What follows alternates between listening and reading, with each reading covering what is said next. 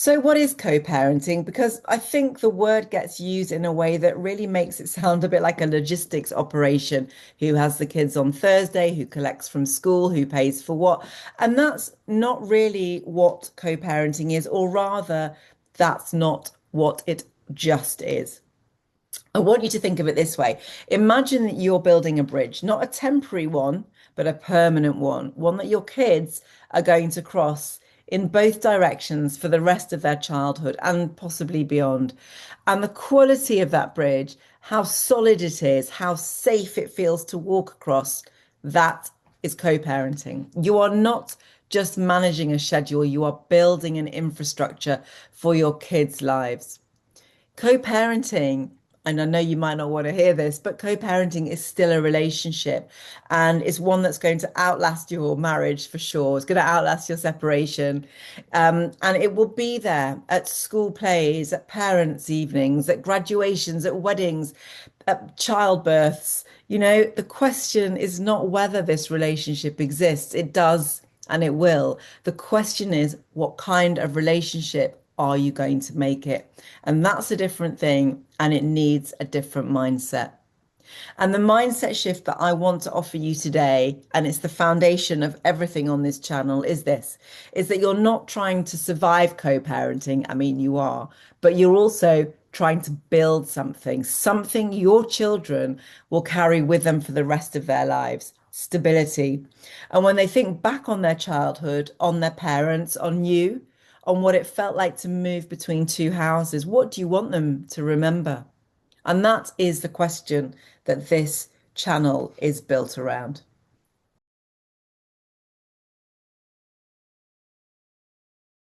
There are different approaches to parenting after separation, and I want to name them honestly because I think that the distinction matters. Parallel parenting. Parallel parenting is where each parent operates independently with minimal contact, minimal communication, minimal overlap. It's often used when conflict is very high or where there are safeguarding concerns and when direct communication just isn't working. Sometimes it's a bridge before co-parenting, and sometimes parents just need to parallel parent, and that is okay. It has its place. For some families, for a period of time, it's the right call. And really, there is no shame in that. So, if you are in a situation where direct contact with your co parent is genuinely harmful or unsafe, parallel parenting can be the most child focused thing that you do. Co-parenting is something different. It's about building a functional working relationship, not a friendship, not a reconciliation. You don't need to go on holiday together. You're building a working relationship, one that is child focused and consistent and capable of handling difficulty without falling apart every time something goes wrong. And here is the thing about that distinction. It's not just a philosophical preference. The research shows that it makes a material difference to how your children come out of this. And what the research tells us, and I'm going to keep this plain because it can be quite full on, is that children aren't actually damaged by their parents separating, not inherently. What they are damaged by is exposure to ongoing, unresolved parental conflict. That's basically, if you are fighting all the time, that will damage your children. The separation is not the wound. The war is the wound. The winning, losing thing is the wound. And I want to stay with that for a moment because I think that it's one of the most important things that a separating parent can hear. If you've been carrying guilt around the impact of your separation on children, on your children, and most parents in this situation carry guilt every single day, I want you to hear this. The separation is not the thing that harms them. The research is very clear about this. Children are remarkably resilient, and what they struggle with, what the studies show us again and again, is being caught in the crossfire, being used as messengers, watching their parents look at each other with rolled eyes at the school gate, sensing that they have to be careful about what they say about one parent in front of the other. And that's the thing that does the damage. And that is the thing that you actually have the power to change.